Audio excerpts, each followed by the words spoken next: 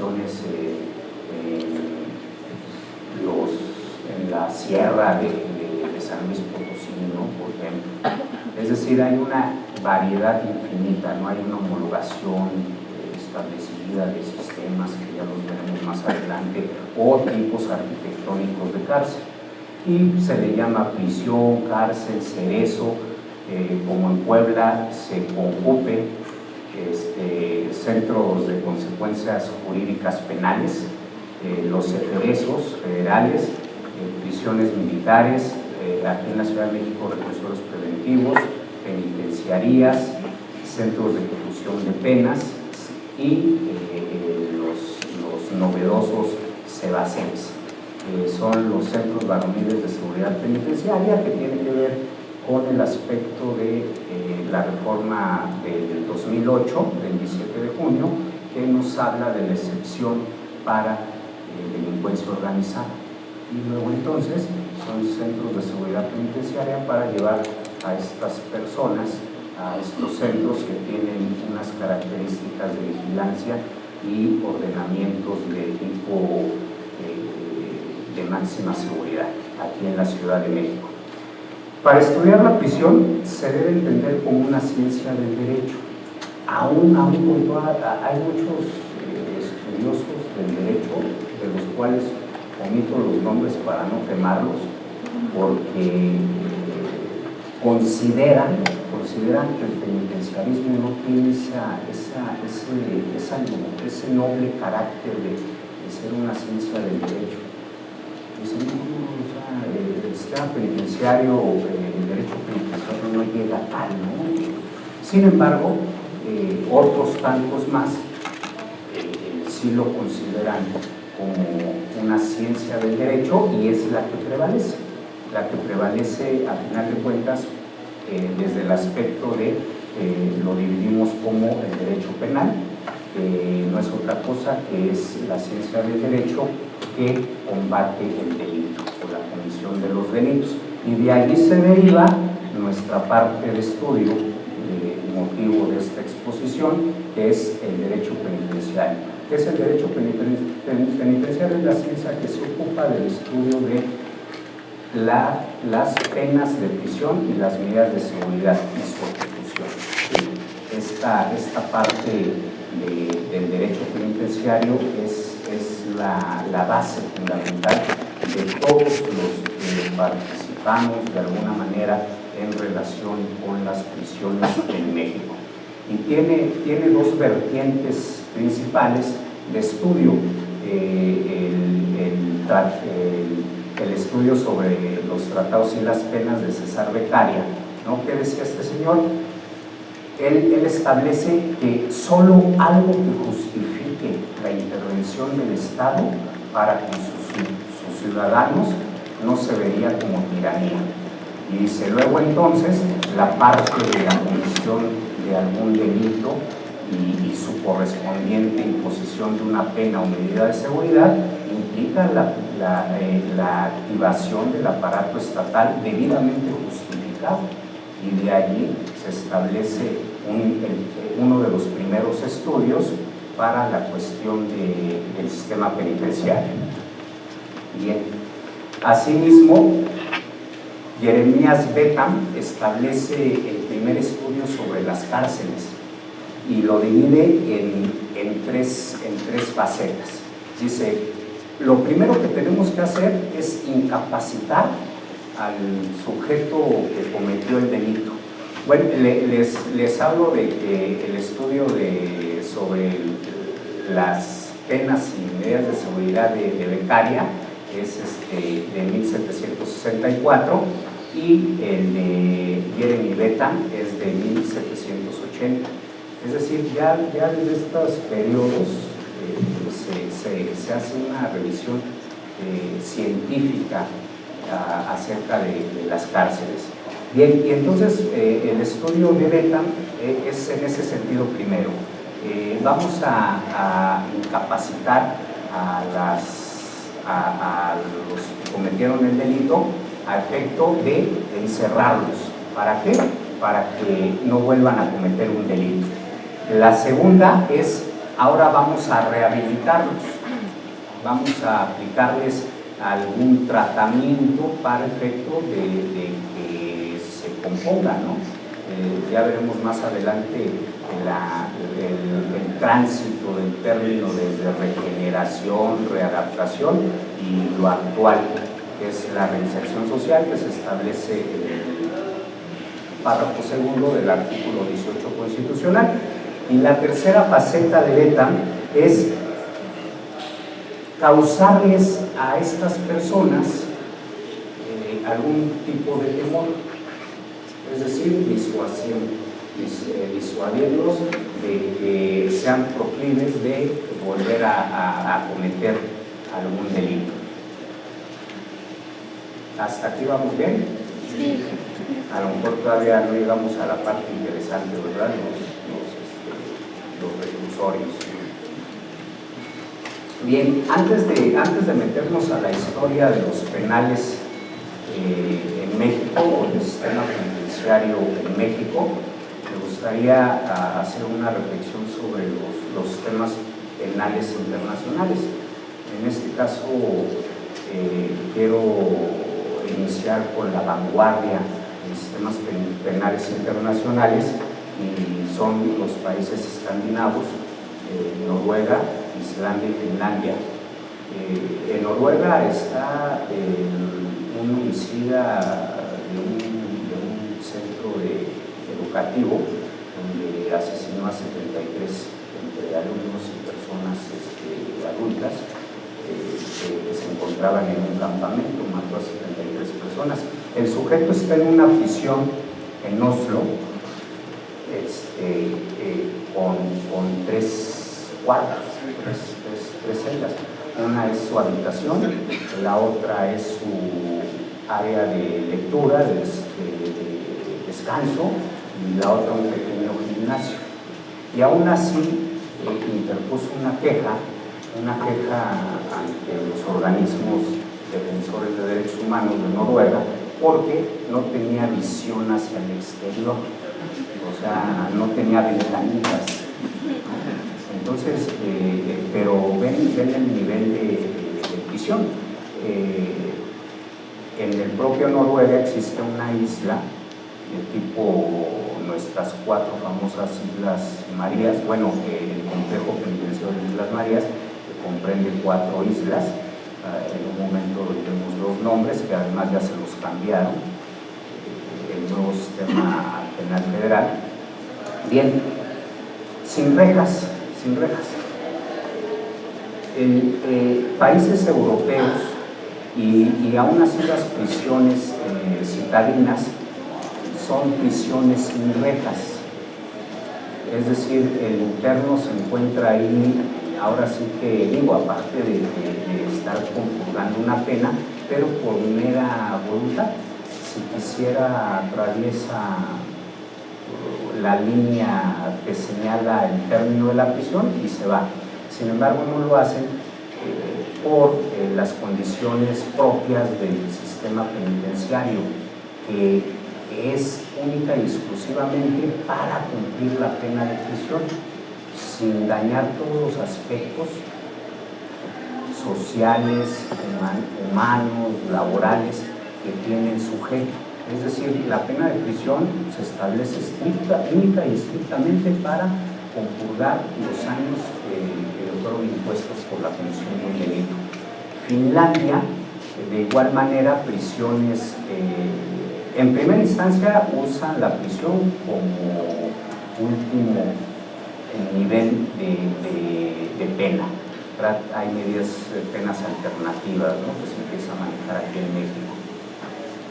Y el caso de Islandia, el sistema penitenciario europeo, de hecho, criticó mucho el sistema noruego y hasta eran objeto de burlas. Sin embargo, los datos duros establecieron una realidad. La reincidencia en estos países escandinavos bajó tremendamente a un menos del 10%, cuando en los países occidentales europeos la reincidencia seguía siendo de entre 20 y 30%. Luego entonces es un mecanismo muy válido, el sistema europeo, que se basa en la prisión como última medida para sujetar a las personas que cometen delitos también. Sin embargo, sí son sistemas carcelarios con barras perimetrales, concertinas, guardias y custodios, en otro nivel de vida al interior porque es menos población, pero tiene todavía las características de encierro que se tienen en otras prisiones. Me voy un poquito hacia abajo a las prisiones de África.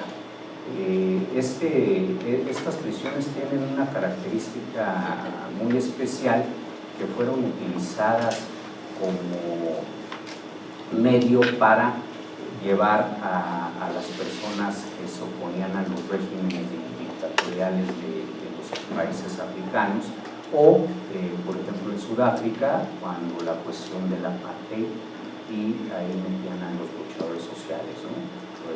Tenemos el caso del gran luchador social Nelson Mandela, que además tiene una frase estupenda.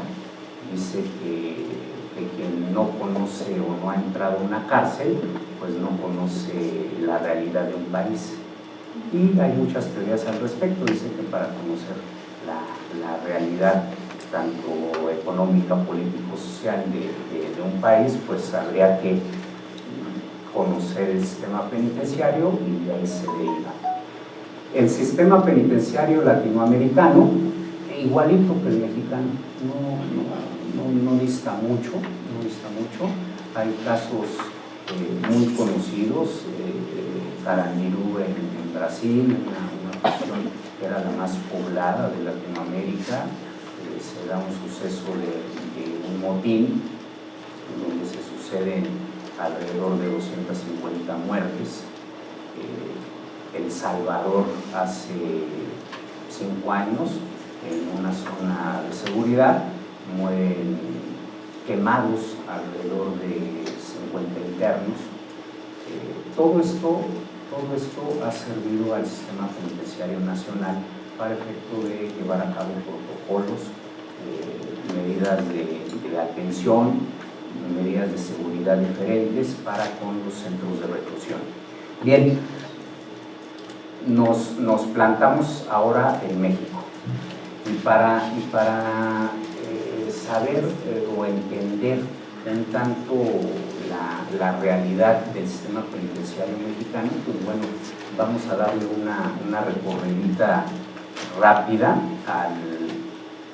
a la historia del sistema penitenciario mexicano, ¿no? Y sus grandes épocas. Eso lo tenemos presentado. Sí. Bien. Empezamos con la época prehispánica, y había dos prisiones especiales y fundamentales. Eran 5, pero las principales, la Tetlacali y la Cahuacali. La primera era donde metían a los esclavos, a las personas que tenían algún régimen de sometimiento con otra persona, y estrictamente para después causarles la muerte, matarlos. Y además el tipo de prisión era un hueco en el suelo, nada más con una losa, una piedra encima. Y la segunda era esta Cahuacali, era una prisión elaborada con madera, donde se metían a los prisioneros de guerra, y también con la única finalidad de después asesinarlos, causarles la muerte. Es decir, ¿cómo era la prisión en esta temporada? No era para cuestiones de que se cometió un delito y compurgar una pena. No, eran lugares estricta y únicamente de tránsito para después la muerte. Y bueno, hay un estudio sobre estos sistemas muy amplio, que de igual manera es corto el tiempo, pero había sanciones hasta para el que tomaba en la vía pública, de cortarles la lengua, y si reincidía los mataban. Es decir, todo radicaba en penas capitales, ¿no? De ahí pasamos a... Sí, lo estamos... ¿Yo lo cambio? No. ¿Representación? Bueno, llegamos a la colonia. El primer medio de prisión fue el Tribunal de la Santa Inquisición. Lo que tenemos ahora a ver si me... Gracias.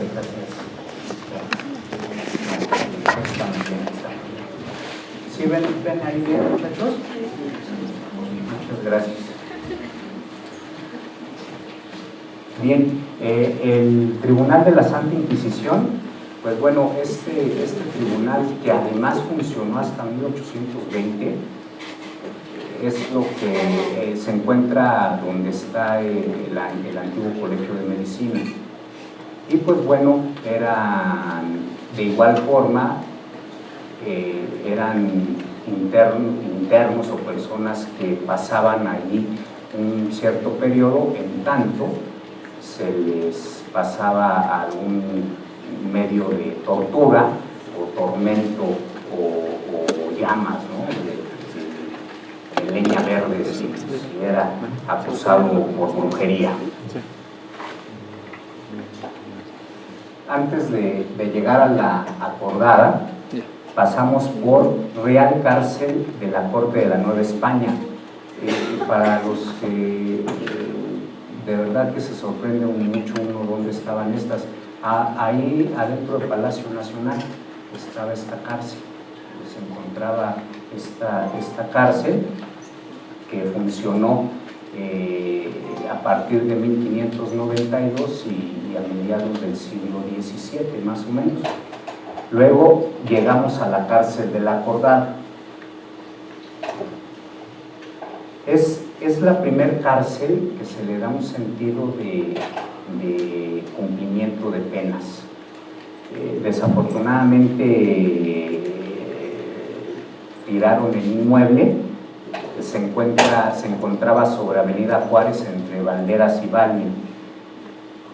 Se le llamaba también el Tribunal de la Santa Hermandad. Este funcionó de 1710 a 1862.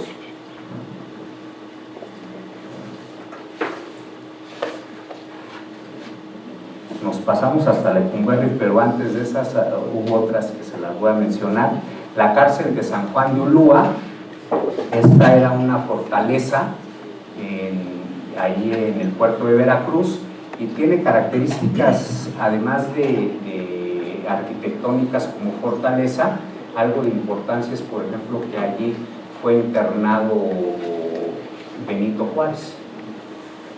Posteriormente ya ven que se da su escape y después regresa a esa cárcel de San Juan de Ulúa, pero ya como ahí le brindan todo el apoyo a él y a sus fuerzas que lo seguían, y desde allí inicia parte del movimiento de reforma. Luego la cárcel de Belén. Allí ya empiezan los motes para el sistema penitenciario. Sede de la miseria y el dolor, la cárcel de Belén. Esta funciona de 1863 hasta 1933, ya funcionando Lecumberri. La cárcel de Belén siguió operando. Aquí, esta cárcel de Belén, durante la Decena Trágica, es casi semidestruida, aquí en la Ciudad de México. La cárcel de Belén se encontraba por donde está el Metro Valderas, ahí sobre Arcos de Belén, por ahí estaba esta prisión muy famosa. Bien. En la época posrevolucionaria nos encontramos con la cárcel de la Diputación. Esta cárcel era como una cárcel preventiva, y donde está el edificio del gobierno de la Ciudad de México, hay un edificio al lado, esa era la cárcel de la Diputación. Y pasamos a la cárcel de Tlatelolco, antes de Lecumberri, pasamos a la cárcel de Tlatelolco, que estuvo instalada en el exconvento de Tlatelolco. Y cosas raras, ahí en el castillo de Chapultepec hubo galeras donde se internaban algunas personas, y además todavía funcionaron hasta mediados de los 70s algunas cárceles en algunas delegaciones políticas, como por ejemplo Coyoacán. Todavía funcionó a mediados de los 70s esta cárcel. Y llegamos al ahora honorable Archivo General de la Nación, que fue el denominado Palacio Negro de Lecumberri. Se le llama de esa manera porque se construye sobre unos terrenos de un hacendado de apellido Lecumberri, de origen español, y se construye por aquellos tiempos en lo que eran las orillas de la ciudad. O sea, imagínense dónde llegaban las orillas de la ciudad. Este penal de Lecumberri se construye en base a la primer gran reforma del sistema penal que se da como por 1860 y tantos, y que se establece con la inauguración de Lecumberri en 1900. Es construida con las mismas características de todas las construcciones de la época porfirista, ¿no? Tenemos, por ejemplo, cosas de la misma arquitectura, como el psiquiátrico de la Castañeda, es parecido. Y aquí vemos a Lecumberri. Este penal es de suma importancia. Funciona de 1900 a su clausura en 1976, siendo su último director el penitenciarista reconocido Sergio García Ramírez. En este penal se establece muy claramente el sistema panóptico. ¿Cuál es este sistema? Es el que parte de una torre central. El custodio tiene visibilidad para todas las crujías. Se da un aspecto novedoso en el sistema penitenciario, y ya hay una clasificación. Ya existe una clasificación por delitos. Por ejemplo, la crujía H era para homicidas, y el dicho, con todo respeto y sin ánimo de ofender, en aras de ahora el garantismo y los derechos humanos, el término joto, porque en la crujía J estaban los ahora compañeros, personas de la comunidad LGBTI, y de ahí sale, ¿no? Porque le entraban y les gritaban el de la J, y se fue derivando en el término joto, ¿no? Aquí se utiliza un sistema penitenciario pensilvánico o filadélfico. ¿Qué quiere decir? Parte aislamiento, parte silencio total, y no se ven, yo creo que esta foto ya es actualizada un tanto, pero en los extremos de estas crujías había unas circulares que eran las famosas apandos, los famosos apandos, y que precisamente tenían el sistema carcelario o el sistema de prisión, el denominado circular. a partir de sistemas filadélfico o pensilvánico, que eran silencio total, aislamiento total y trabajo en equipo, pero sin salir de esas famosas circulares. En Lecumberri, como ven, se establece entonces, como decíamos, la división o la clasificación de las personas privadas de su libertad ante internos a partir del delito que habían cometido. Eran 10 crujías enumeradas de la A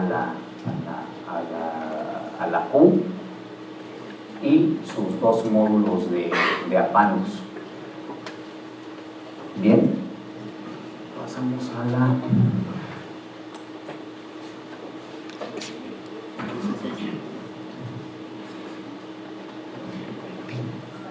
cárcel de mujeres. Bien, antes de la desaparición de Lecumberri en 1976, se crean dos cárceles en la Ciudad de México,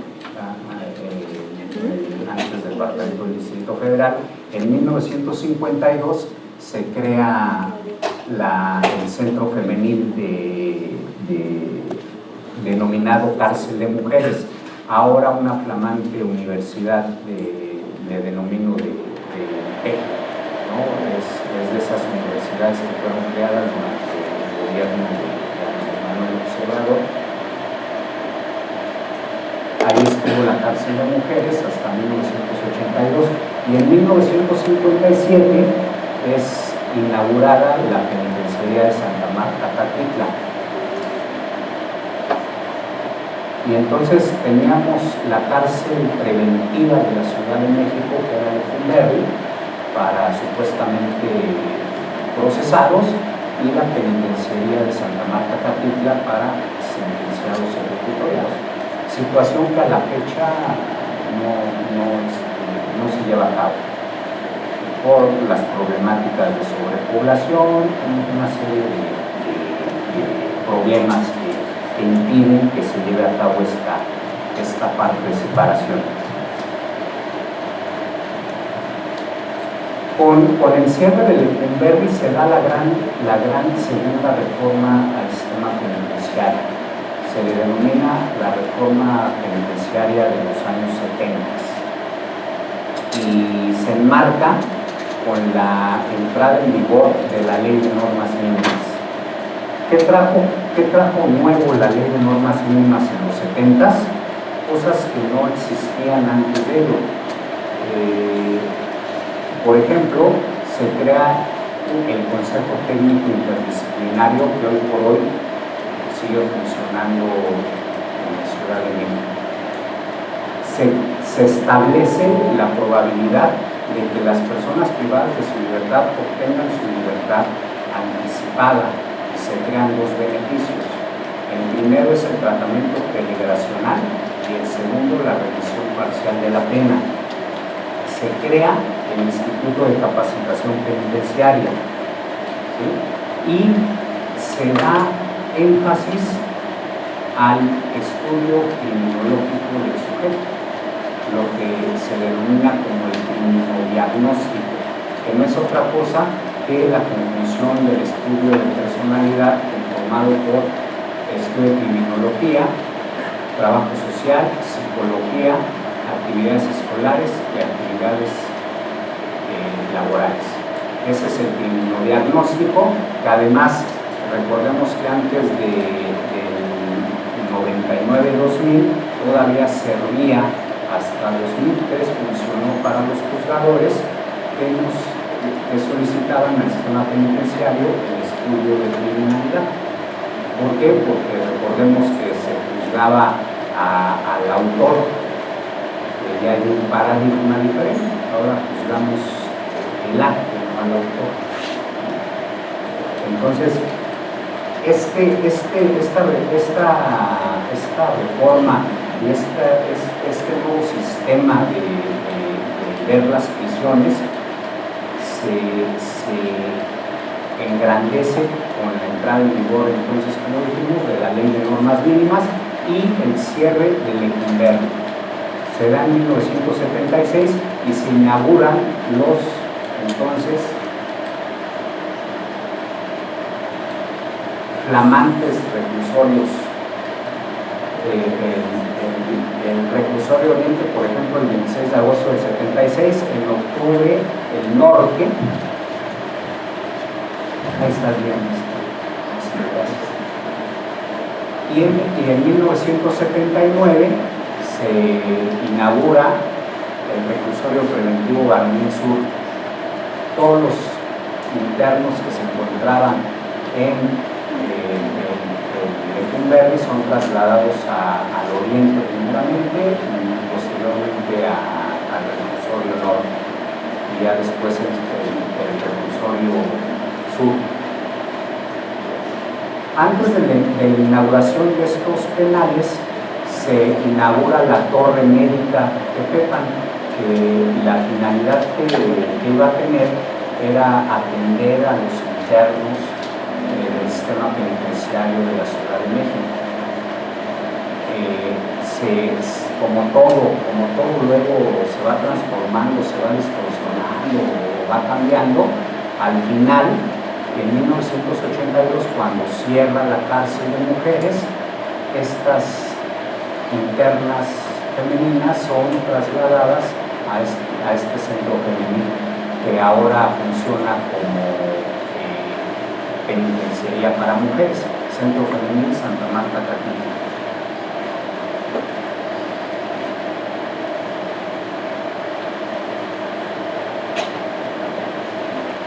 Y ya después vienen todas las inauguraciones de otros centros. Me refiero a la Ciudad de México. En el 2003 se inaugura el Centro Femenil Santa Marta Catitla. En el 2004 se establecen los anexos Varonil Oriente y Varonil Norte para centros de ejecución de sanciones penales. En el 2004 se inaugura el Ceresoba y un centro de alta seguridad que, si alguien conoce, se le denomina Diamante. Y ahora en el 2015 se inauguran dos centros de alta seguridad, que es el Centro Varonil de Seguridad Penitenciaria 1 y 2, que están a un costado del reclusorio norte. Durante los años finales de los 80, con el gobierno de Miguel de la Madrid, recordemos que gobierna entre 1982 y 88, finales de los años de gobierno de este presidente, se empieza a analizar la probabilidad de establecer instituciones de alta seguridad. Recordemos que tenemos tres tipos de internos, personas privadas de su libertad. Los primeros es que los que a partir de alguna experiencia carcelaria llegan a establecer una mala experiencia de vida y con ese pequeño lapso que estuvieron en prisión salen y es poco probable o nulo que vuelvan a llegar a la cárcel. Los segundos son los que la institución les necesita dar un tratamiento. Hay mucho debate a la fecha respecto al tratamiento, que es un tema muy largo de debatir, pero bueno, son estas personas que sí requieren tratarlos, que sí requieren un estudio, un diagnóstico y deriva en un tratamiento al interior de la prisión durante su estancia para que salgan reinsertos a la sociedad, al lugar de origen y no vuelvan a delinquir. Pero hay otro tipo de internos que son los terceros. De manera peyorativa, que no comparto, les llaman los sin remedio, les llaman los sin posibilidad de salir, que se piensa que no tienen más allá de donde ir, por algunas circunstancias. Hay estudios científicos que señalan que delito de violación serial es un efecto psiquiátrico, que a lo mejor va a salir y va a volver a cometer el delito. Yo tengo mis dudas al respecto, pero bueno, se maneja esa situación.